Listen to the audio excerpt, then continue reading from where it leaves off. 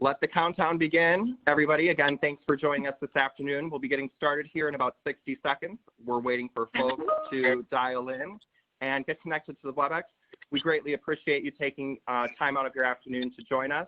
We'll be getting started here in 60 seconds. Thanks again for joining us, everyone.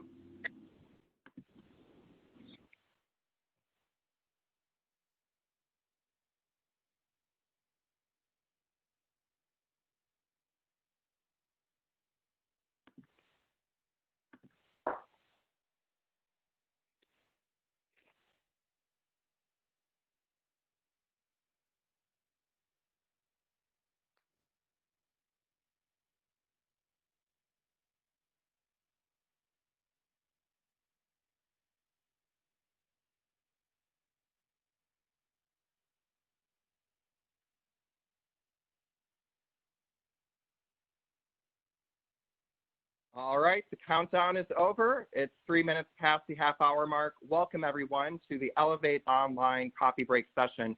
My name is Michael with McGraw-Hill. Thank you again for joining us this afternoon to our online virtual event. Today's webinar is being recorded, so no need to take copious notes.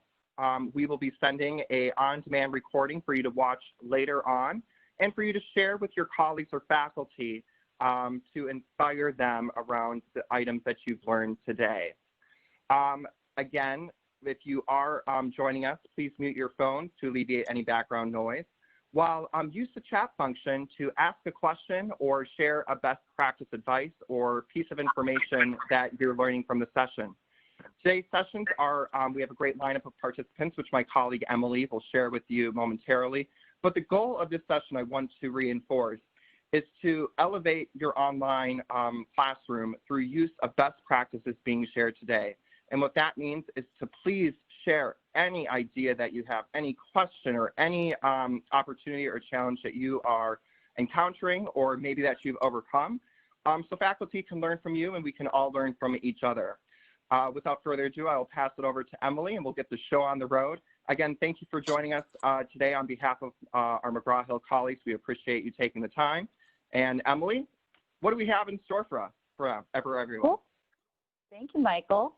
Let me do a quick introduction of our team before we get into our awesome faculty who are joining us. So my name's Emily DiGiovanna. I'm also with the marketing team at McGraw-Hill. So you met my colleague, Michael. We've also got Vanessa and Shannon from McGraw-Hill. And we're also really fortunate to have a student with us today, Sarah, who's going to share with us the student perspective. And our faculty lineup today includes Kelly Jackson from Camden County College in New Jersey. She's going to be kicking it off with a little bit of an overview of kind of her philosophy and her approach to how she stays organized with teaching online. And then we're going to hear from Jay Mendelson at Stony Brook from New York. And he's going to talk us kind of through some of the nuts and bolts of the different tools that he finds helpful in his online teaching. And then Dan Collins from Texas A&M is going to wrap things up with some best practices around YouTube. So we'll get a lot of different perspectives here, kind of some big picture ideas and some more specific. So really just trying to give you an opportunity to learn from your peers, ask questions, let us know what's on your mind, what's working for you, what isn't working. Our goal is just to give you a space to absorb, to learn, and ideally we'll turn this into something that we could do weekly or monthly, so that even though you're not on campus, surrounded by students and peers, you still have a regular opportunity to kind of hear from peers around the country who are navigating a lot of the same challenges as you. So we'll kick it off by hearing from my friend Kelly. And Kelly, take it away. Or Sarah. Want to do Sarah first? Sure. My All bad. right. We're going to don't mind starting. So as you all heard, I'm a student currently at the University of Iowa, and I am actually one that is graduating here in May. Hopefully there will be an online ceremony. We're not sure how that's going to work yet, but I just have a few tips that I think that you professors out there should consider for us students, just being that one transitioning to this online period as well.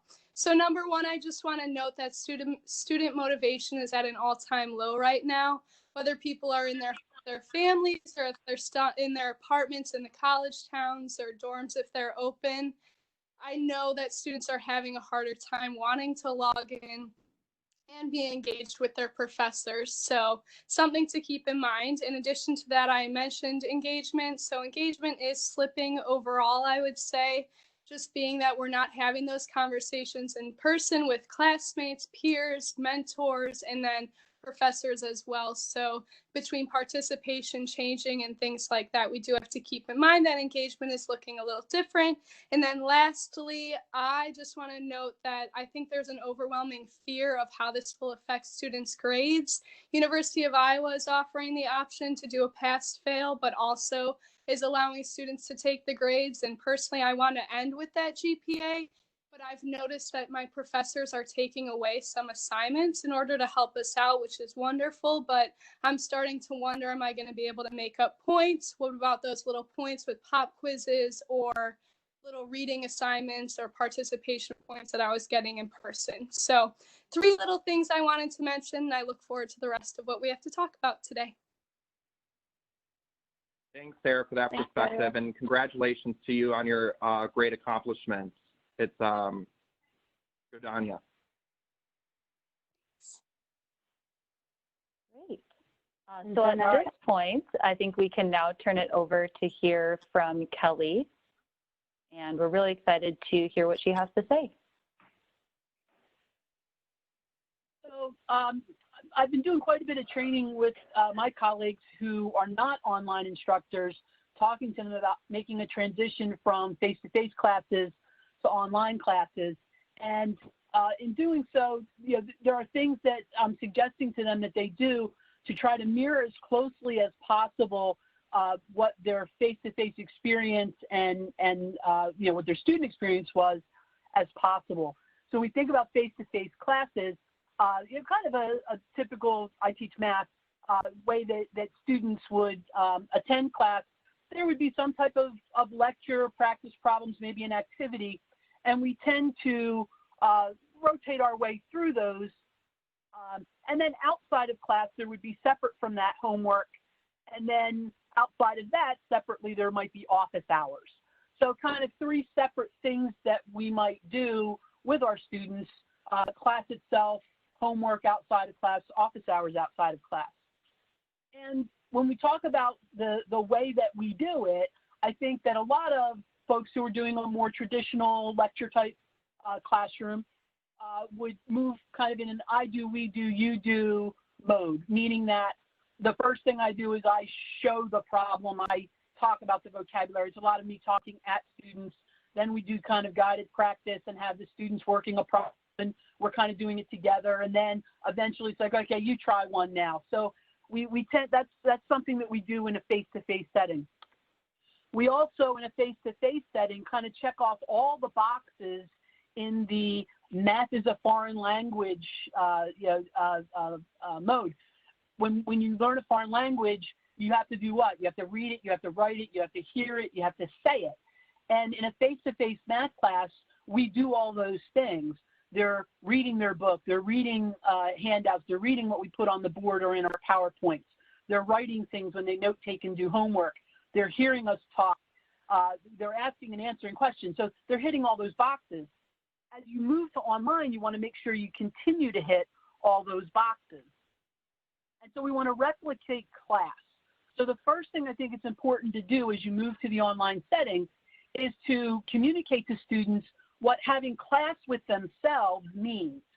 We're typically meeting with a student, let's say 3 to 4 hours a week in class.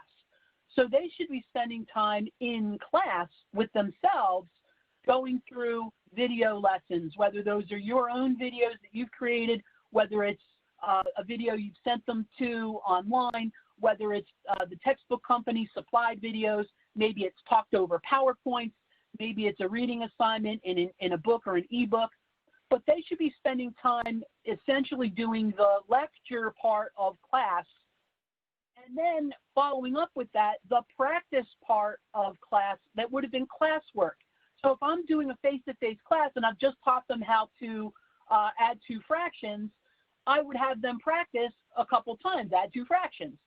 So after I have them watch the video or the talked over PowerPoint about adding fractions, I want to immediately have them do some practice. Now that could be problems in the textbook, problems from your online homework system. They could be worksheets that they're working on, but we want to try to model this class with yourself.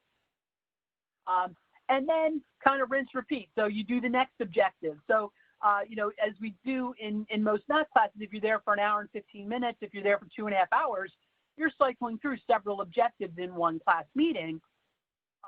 In this case, online, they would be watching a video, doing some practice, watching a video, doing some practice over the course of their class with themselves session. And they should be having class with themselves for 3 to 4 hours a week, whatever the credits would be equivalent to for their class. And that's before they then do homework. So they're going to watch the videos, they're going to maybe fill in guided notes, do practice problems, right? Then we're going to assign separate homework. We're going to say, hey, if you have trouble, I'm going to be live for office hours on Zoom or whatever, you know, in order to meet with you. And it's going to match that I do, we do, you do. You know, the lesson is what I do. I'm making a video for them.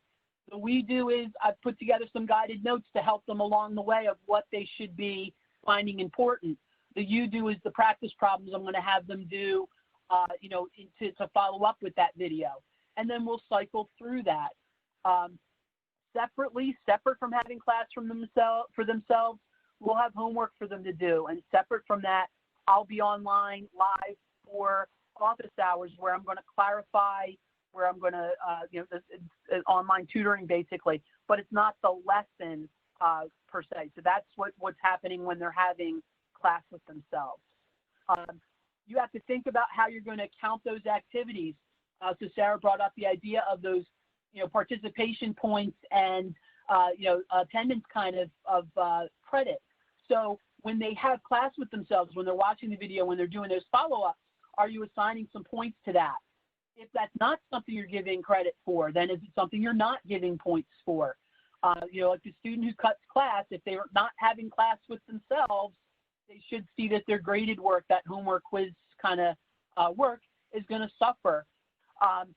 So I think that delineating between these different modes of delivery, right? The having class with yourself, the homework, the office hours, and being specific and communicating with your student what those things are is a really good way to transition from face-to-face to online for the faculty member who's not used to it and for the student who's not used to it, because that structure is something that they're used to, that cadence of, you know, lecture, practice, lecture, practice. Great. Thank you, Kelly. Just a quick question. I'm curious how, when you're sort of relaying this to students, are you sort of like branding this as class with yourselves or class with themselves? And is it something that you're repeatedly kind of getting in their heads? Yeah, so I mean, when I posted on Canvas, I, you know, had like a module that was basically called, you know, the remote learning information. And one of the first things I have is something that is how to have class with yourself. And so I had posted a Word document where I talked about, for my different classes, it's actually different how they're doing that. So my pre-algebra class, they're watching videos within their homework system.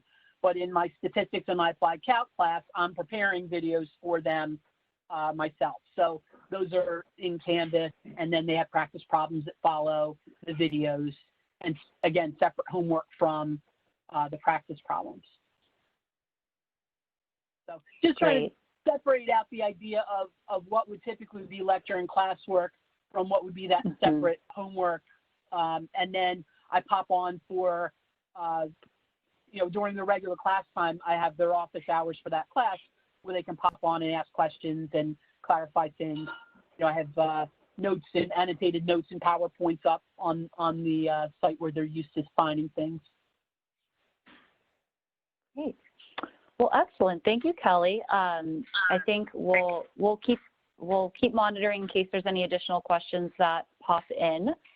For now, let's transition over to hear from Jay, and he's going to kind of walk us through, like I said earlier, some of the nuts and bolts, the different tools that help him administer his class online. And I think you'll find that, some of what Jay and also later Dan share can really speak to what Kelly just shared about, having class with yourself versus separate homework, and then also a component where you have office hours where students are coming in for help. So we can definitely keep those kind of themes in mind.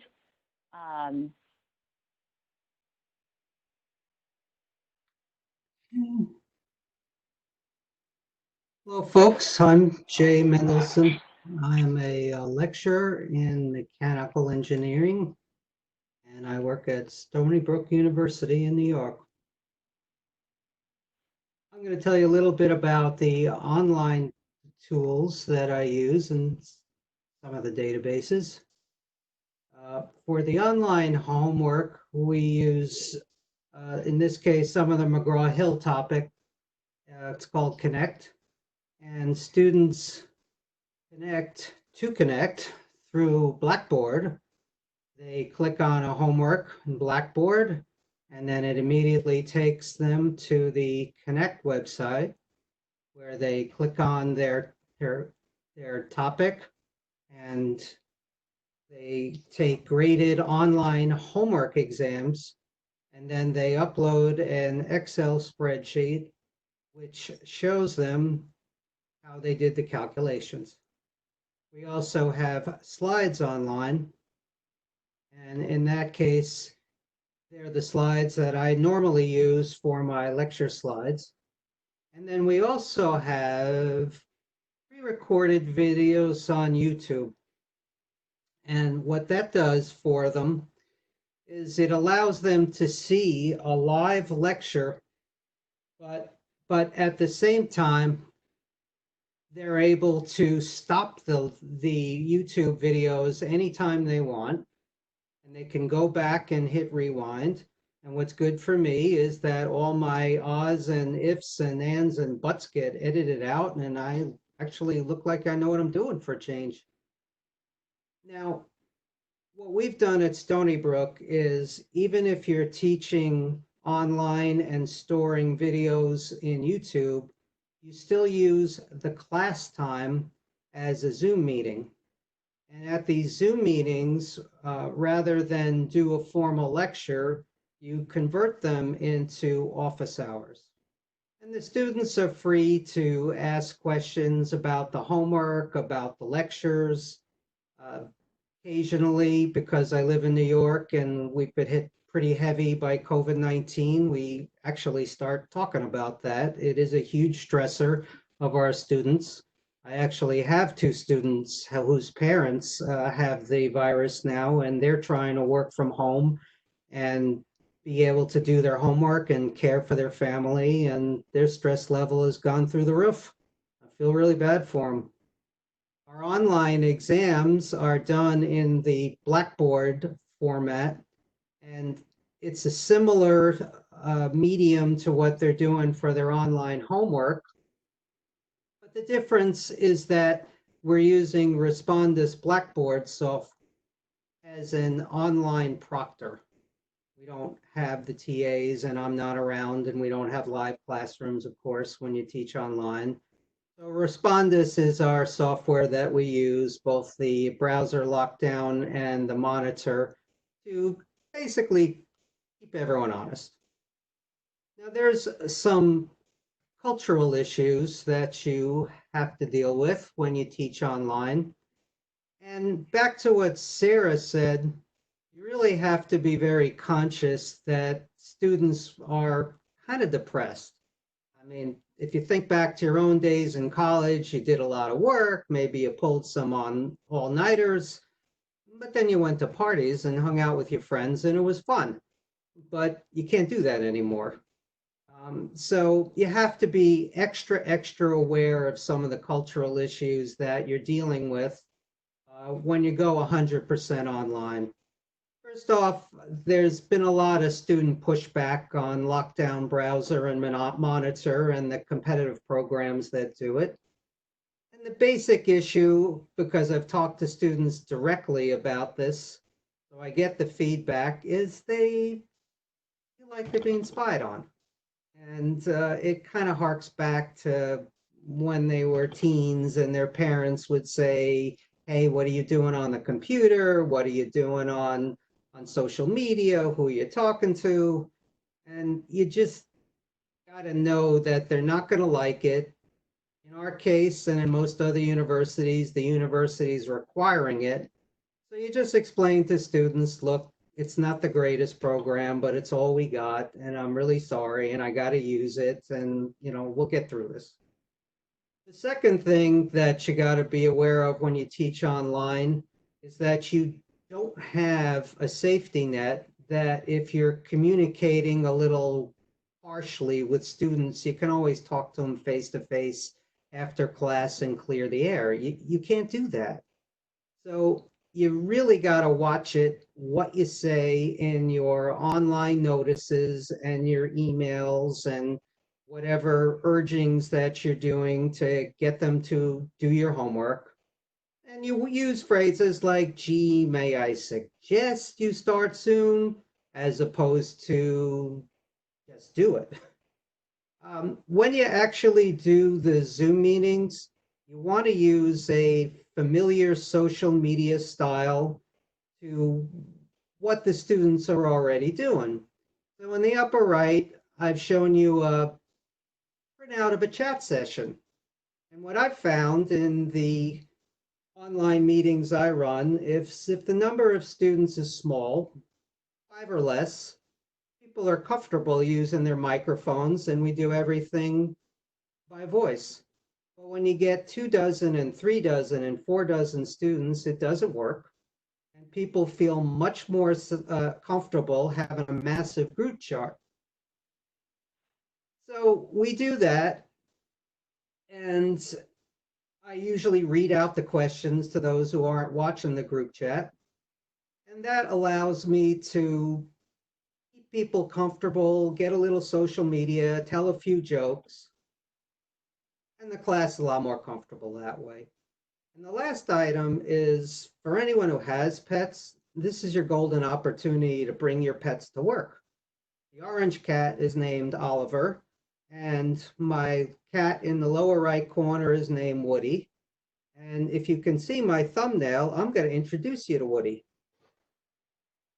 Now, Woody's taking a little nap right now. So here's Woody. Let me get out of this and go back to my camera, or at least show, well, come on, Woody. Well, anyway, here he is. Just look in the lower right corner. And I just woke him from a nap, so he's not happy. And the key thing about bringing your pets to work is that it breaks the ice. And people like it, and you can tell a few jokes. And what I'll tell you is in my videos, I always put my pets in there too. So I usually get requests in these chat sessions from students who want to see the pets. The one that's the most popular is the orange cat, Oliver. So I'll bring them and I'll say, okay, folks, here's Oliver, and everyone, relaxes a little bit. And then we can get down to work. Thank you very much. If there's any questions, can we read them out? And I'll be happy to answer. Sure. Hey, Jay, thank you. I'm so glad we got to meet Oliver. This question is actually directed at you, although if Oliver has anything to say about it, we'd be interested in that as well. This question is around student procrastination, which we know is, an issue enough when it comes to a more traditional class and can kind of present a whole slew of challenges in an online setting. So Crystal asked, you made a point about using sort of like a kinder, gentler email or you know, to kind of nudge students who might be procrastinating. Now, when push comes to shove, sort of how many of these emails that you send are more kind before you resort to, hey, you really need to do this, and kind of become a little bit more, let's say, assertive or directive? Okay. What I do is I keep a counter. Here it says only 20 of 123 students have started chapter 12.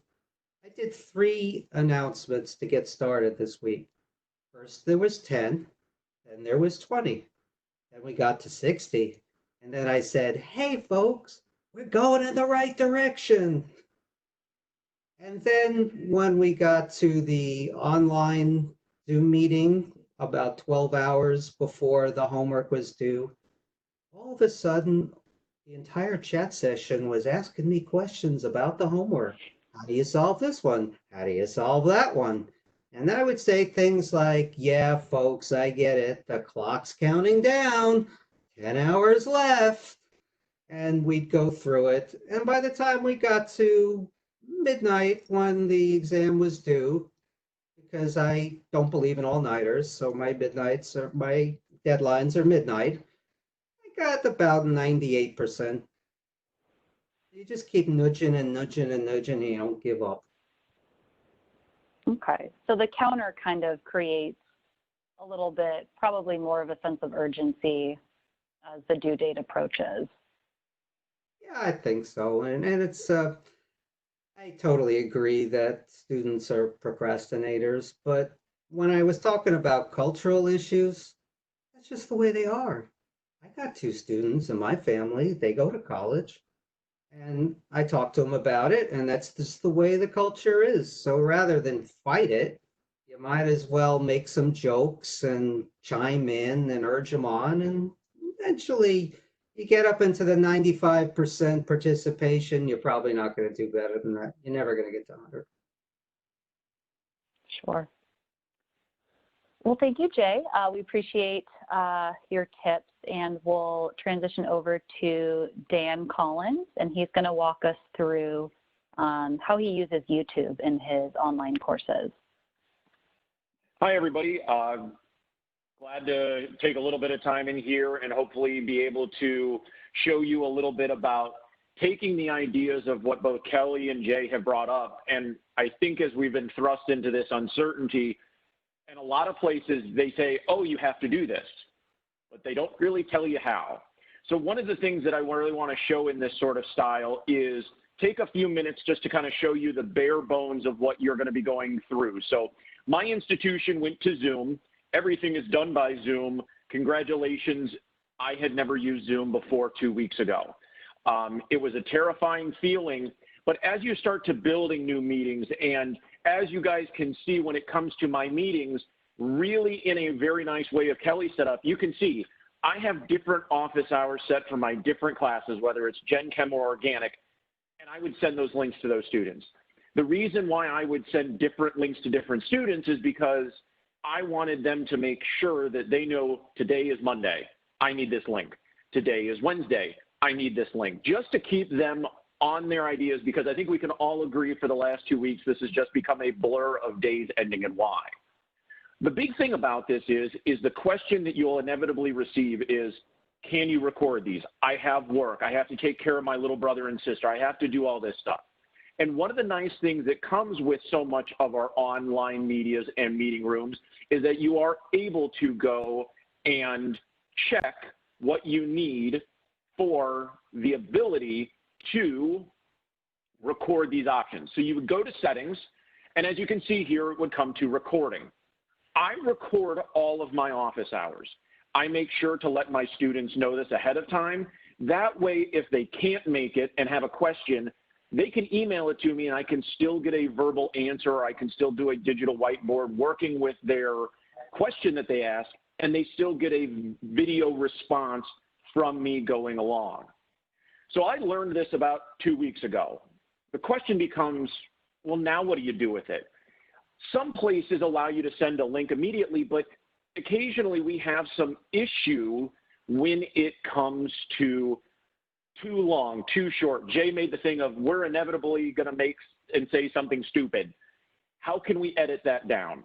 That is actually where my specialty comes in. So yesterday, I had a 1-hour review session, but we were doing some organic synthesis, and we ended up coming up with a 10-minute video. How do I get that up online? So the nice part about it is that I can now go and show you how to do this on to our YouTube. So what I'm going to do is now show you my browser. So as you can see here, you should now see what my YouTube channel looks like. You will see that it is littered with news of COVID and all that. But as we're working through here, the place that you want to go is up here to the top where it says create video and more. What I can now do is upload a video. This has become so easy for faculty members to walk through. But the first time you do it, you are feeling like you're in a myriad and understanding of what you need to do and where things are going to be. So the nice thing is it is really easy and helps you walk through all of the options that you have. So I'm going to select that file that I created from yesterday. So where I'm going to find that is in my online lectures.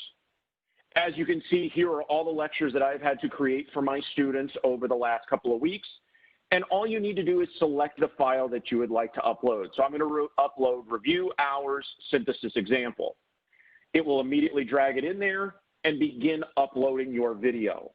The nice part about it is that you can give it a title. So for our organic, that is Chem 227, I can say when I recorded it with a date. So that would have been April 1, 2020. And then I could talk about what it was of the synthesis of an alkyne. The nice part about it is that it is going to give it its individual link. This is the link that you would want to send to your students. One issue that has come up over the last probably 2 weeks and a little bit before that, Jay brought up the idea of hosting all of your videos on your LMS. There has been a huge concern, especially at large institutions, about crashing our learning management systems by having so much bandwidth used towards the videos. So the thing that our ITS department really recommended is just sending the link to the students, or if you want to digitally keep track, you can host the link in your LMS and it can count for you, but you don't actually house the video itself on the LMS. So you can tell the students about what your video is going to have. It will have a thumbnail. If you'd like to put a title screen in there, you can easily upload that. A couple of the options that I really want to bring up as this is going along is that you can build playlists. Say you have 3 or 4 videos that have a really good theme. You can build a playlist in which that will help organize this for your students. So this is for my organic group, so I will put that in my online lectures. Then you have to go through some certification. No, this was not made for kids. It is not age restricted. But now let us go and look at a few more options. One of the things that I really want to highlight for you is when it comes to language subtitles and closed captioning. Many of our students do have ADA accessible accommodations. Texas A&M has a very large office of student disability resources. If we were to have a student that would need subtitles on a video, this is where you would end up doing it. You can go through and add all of your subtitles. So the nice part about it is that on one of the next screens, you will be able to see that you can actually, from your Zoom meeting, get a transcript of what is said with timestamps, and then you can put that alongside your video so that it will auto your transcription into subtitles. Historically, depending on the various discipline that you are in, there's typically about 75 to 85% accuracy. We have noticed in the sciences that that dips a little bit, especially when dealing with organic compounds or in mathematics when you're dealing with certain functions. But the nice thing about this is that it gives those students that accessibility that we know that they need. So you can put it into a certain category. The nice part about this is that you can go and limit the comments. Probably the last thing that I really want to talk about when it comes to putting videos up online is here in the visibility. Many cases, faculty are very nervous about the content that they are going to put online. There are 3 options when you do this. Public means that everyone can see your video. That means if someone were to go online and search Chem 227 the date, they would be able to find my video. This can be very, very scary to a lot of faculty. So what historically we tell our people to do is put them as unlisted. This means that if I were to give you the link, you would be able to see it, but anybody who does not have that link will not be able to search and find this video. So this is an option that I really would recommend for you to give to your students so that when you send them a link or put the link in your LMS, they have what they need. Finally, the last one is, and this is really nice when you have very small groups or you have a small class, and that is private. If you were to have a class of 25 to 50, you would be able to go and hand select the emails of who has access to those videos. So say you are trying to build something for some TAs and you're afraid of people finding it online. You can go and build it as private. You would be able to then go and send that out immediately and you would be good to go. So I'm actually going to list this as unlisted. As you can see, I've checked all the options. It will talk about this. I hit save. And as you can see in the time that I've talked to you here, my video is already published. YouTube has done a fantastic job knowing that so much of our media is going on to here. So the nice thing about this is that you can copy the link. If you're wanting to do what Jay did, and I did this for many years, and say you want to embed the video onto your LMS, you'll hit this embed, and it will now give you the information that you need to go and embed that video onto your LMS. I would really recommend in this time with all the concerns of digital stability in the cloud, going and taking this link, hitting copy, sending it off to your students and saying, hey, this video is online and ready to go. Hopefully, even in this little bit of a 10-minute tutorial on trying to show you how to take the video from your digital conferencing onto YouTube and showing you some of the options, I hope that you're able to get your students the media that you know you want to get to them, as well as being able to record your lectures much more seamlessly, or if you have office hours and being able to split them up like Kelly said before. Thank you for your time, and I really appreciate it, and hope everyone has a wonderful day.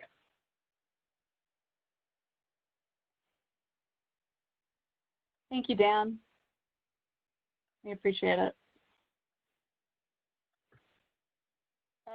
Emily, yes. You're on mute.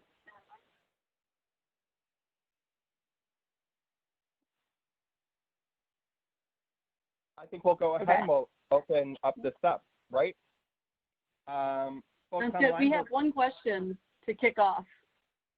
Perfect. Let's take everybody off mute, our participants, and we can have a Q&A hour discussion. Shannon, what's that first question that we have? Sure. So the first question we have was, how do you respond to students who comment that they are having to teach themselves when you're already posting notes, videos, and e-text assignments? So I'm going to ask Sarah to take this for a second to give that student perspective, and then for our DFCs or other faculty to chime in that conversation. So Sarah? Sure. So actually right before this meeting, I actually had office hours with like 3 other students and my professor, and I found that to be the most helpful thing, not only because she asked us one-on-one how we were doing, so it was nice to know that she was hearing us, and she let us talk through every concept. So I would say encourage those office hours. I love the idea of recording them so other students can check it out too, and I would say that would also keep your students engaged as well. So kind of comes full circle. Sarah, did this help you at all to see from a faculty perspective what goes into putting those lessons together and what that matters, or not really? Yeah, it definitely is good to know that we're not the only ones struggling through it, you know, and then when the professors come to the students and they're upfront about it, and I love the addition of the pets and the fun, and we're all just trying to get through this. So acknowledging that both students and professors, I think, is very important. Thank you. Any other thoughts or comments from faculty? So yes, Shannon, go ahead, guys. I'll go last. I was just going to say, I just try to get in the habit of not taking it personally. So, you know, the student says they have to teach themselves, and I know that I've put up notes and annotated notes and a PowerPoint and a video and had open office hours, I can't solve the problem for them that their perspective is that they're teaching themselves. I know that that's not actually the case. So I try to be as open as I can through email and through posting, you know, when things are, what the expectations are, you know, offer to help. And I feel like they're, in some cases, they have to be willfully trying not to get my help if they're saying that they're not getting it. Dan, if you'd like to provide your perspective, then we have a real world perspective to provide as well too. Yes, that's no problem. So honestly, and I'm glad Sarah really kind of brings it down to that point. I think in a lot of ways, what many students are forgetting is that our physical presence in a room is really the last thing that they're needing. I can tell you in most of the lectures that I give that they're either staring at their notebook or staring at the notes. My physical presence means very little. But the joke of it is that when you take us away, that safety net has been removed. So in a lot of digital fashion, having larger office hours or more probably frequent office hours gives them that safety net back. The scary thing is that when it comes to a digital world, you can give them all the resources they want, and they're always going to quench for the next one. Hence the books to give a mouse a cookie. But in this case, there's not enough cookies that we can give our students going forward, and we just do the best we can with the time that we have going forward. And I think too, for everybody on the line, if you look at it from a real world perspective in the workplace environment, a boss is not going to be sitting there holding the employee's hand from beginning to end. They're going to be directing them to the resources that they needed, and it's up to the employee to problem solve. So I think if that constituent were to have those problem solving skills, that's where we're going to really see those people kind of sink or swim, and being able to apply that information that they've learned or use critical thinking skills to kind of move forward and develop that piece as well. We have another question from Jay Mendoza. They're not sure if this question was answered, but are Kelly or Jay Mendelson, or if Dan, are you guys doing your courses asynchronous or synchronous? Hi, this is Jay. I'm actually doing a course that's defined as synchronously. And in our school, synchronously means you are going to deliver some form of content during the normal class time, even if you're pre-recording your videos. And some people actually do the live lectures during class time. The reason that I went to pre-recorded videos is I figured that I'm not as easy to find anymore and explain questions about the content. And I want people to have a reservoir of information for the core facts on the class. And I also figured that I could use more of the lecture time solving the real issues that the students are worried about, which is understanding the homework, special accommodations to take exams, and a little bit of a pep me up session, which is why I bring the pets.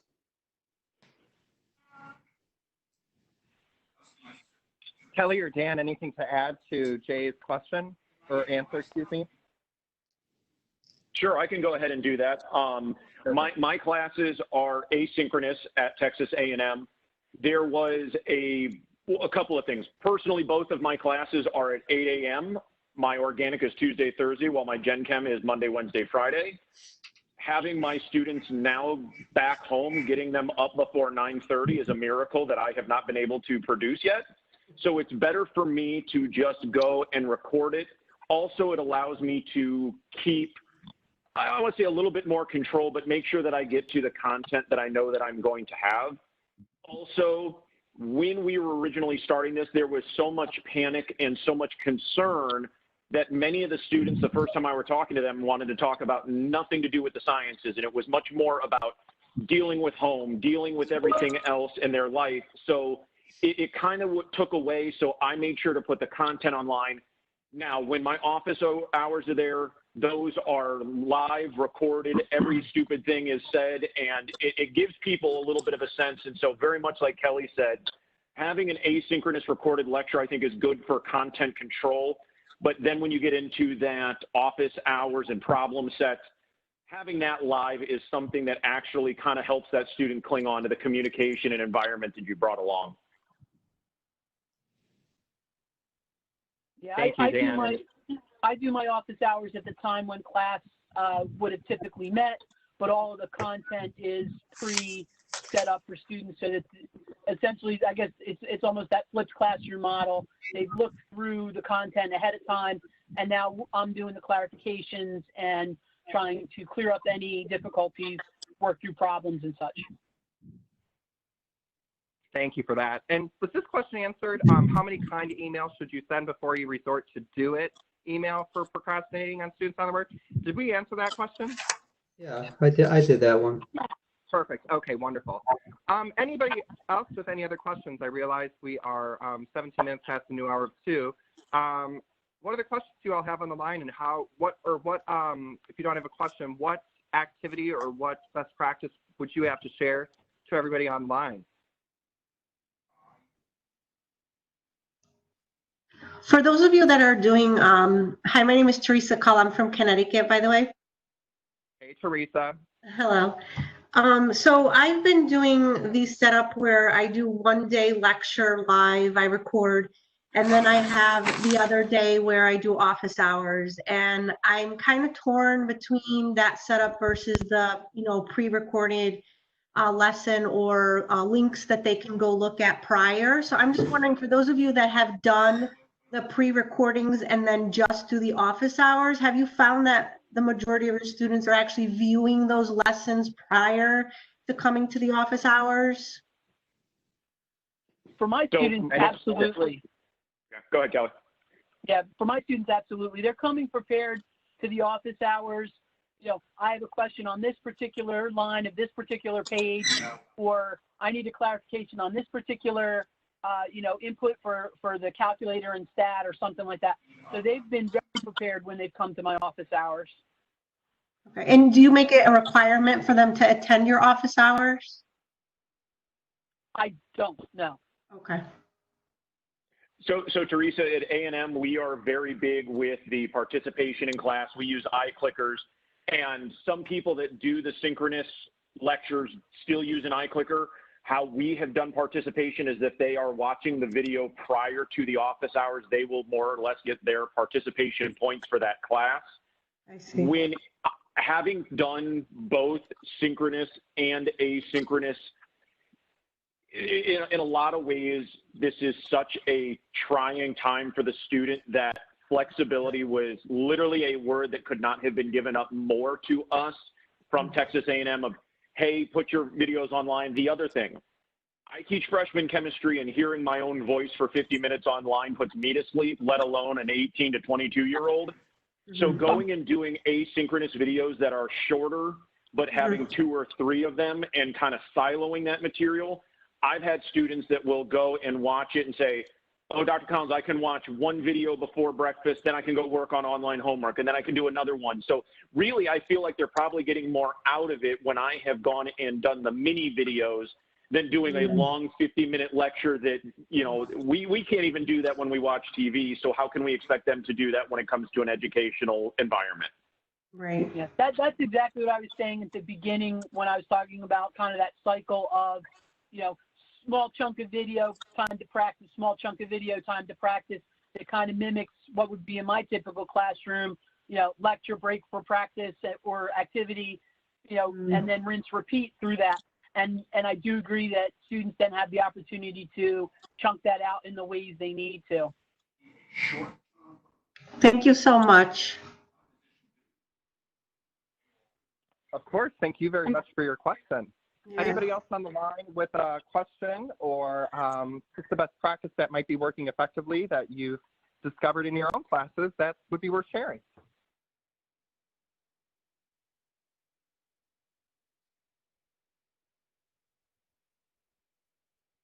Boy, it's like silence, like the streets here in Chicago. There's like no cars coming along. I tell you, come on, let's talk. No, I'm kidding.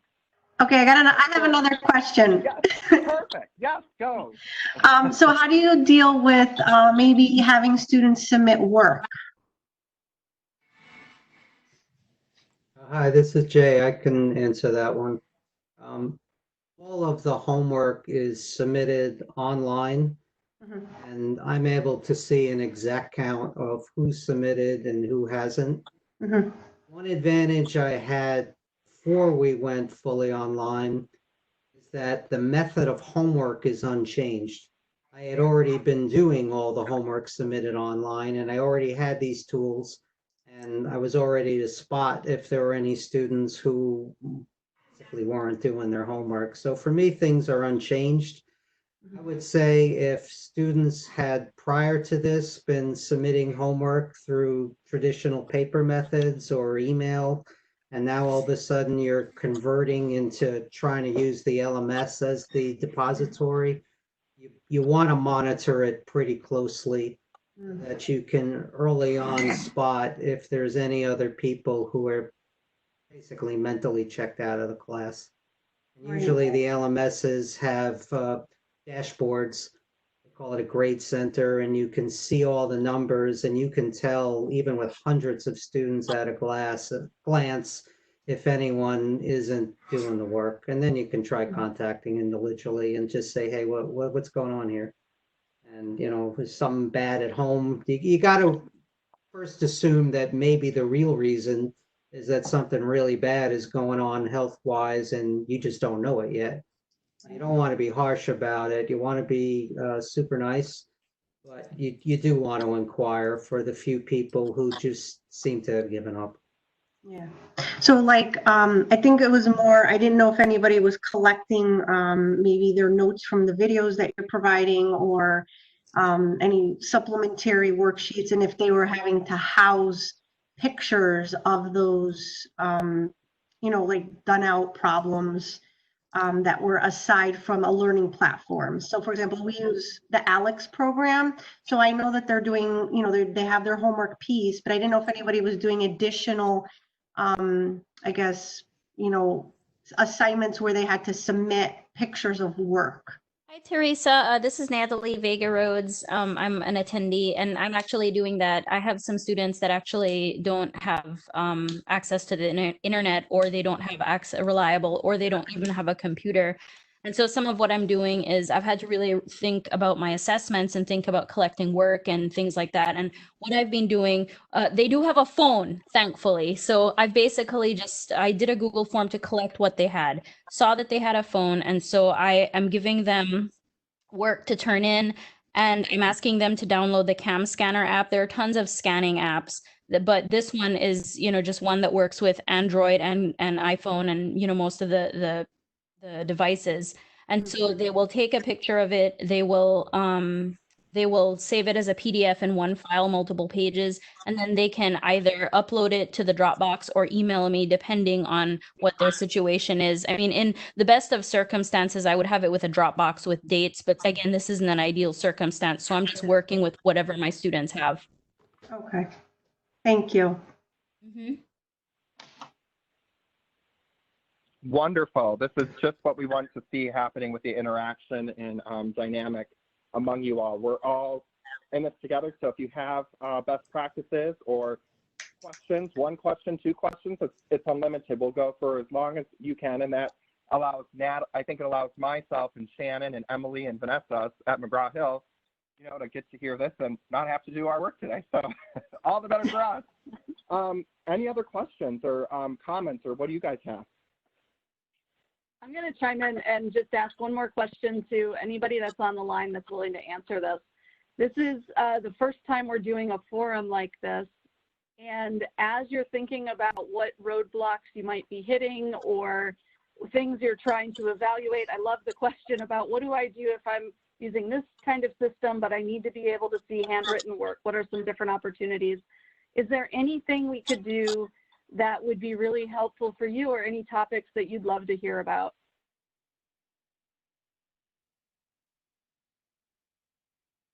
And we'll send this in a written form after, I think, also. So maybe I'm just trying to set the stage. But just thought it'd be a good conversation point too. I think it's so overwhelming that there are so many apps and so many programs that do pretty much the same thing. So I think it's just finding what works for you. So it's great to hear what other people are using. For example, I'll let you guys know that I use something called the Remind app, and that's my way that I can text students. You know, like there's a test tomorrow, make sure you email me to get the password, just kind of little reminders to nudge them.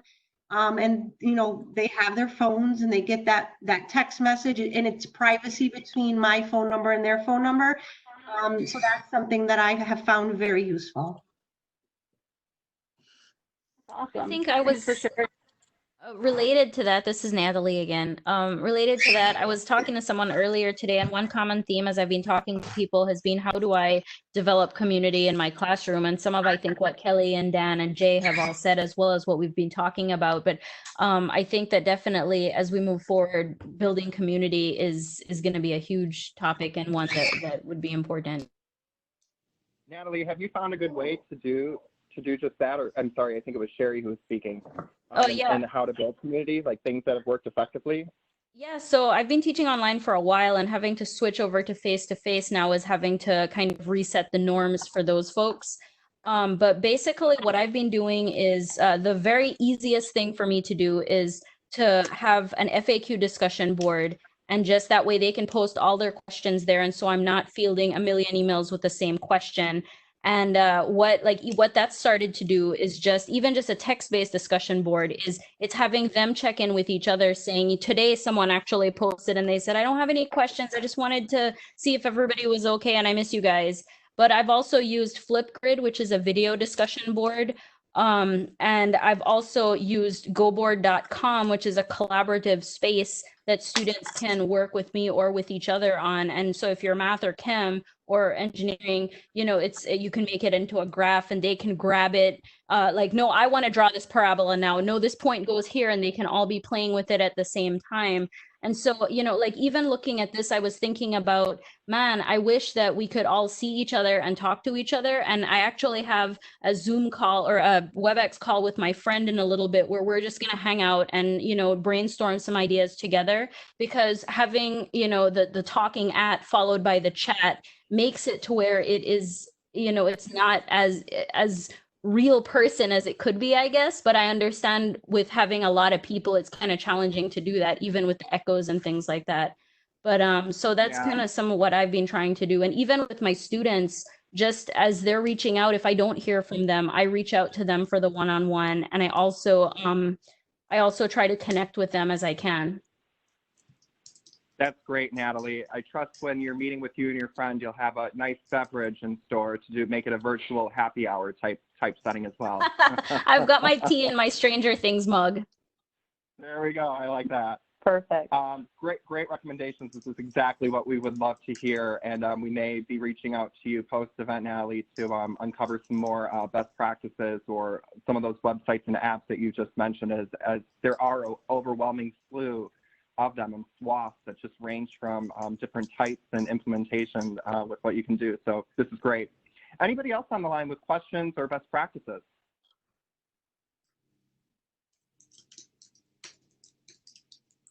I just want to say it's really nice to see, you know, you, Michael, and Emily and Kelly. I private messaged Kelly. I was like, it's so great to see you. So it's great to see you guys. Thank you. It's good to hear your voice. It's great to hear you. Well, we'll leave that comment. I don't think we can end on a much more golden comment than that, right? Right, Kelly and Emily? You're welcome to disconnect at this time. We will be staying on the line. If you have any questions for Kelly or Jay or Dan or myself or Emily or Shannon or Vanessa, we'll hang out here for as long as needed. But thank you very much for joining. You guys will be receiving a post-event workshop survey.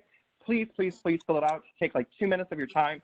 It's just basically asking you a few questions of like, what was your biggest takeaway? What can we do better? And then what would you like to see, you know, as we move forward and offering these going forward? You heard Emily discuss that we want to make these available, so we look forward to your feedback. Thanks for joining, everybody. Thank you so much. Thank you, everybody. Thank you. Thank you very much.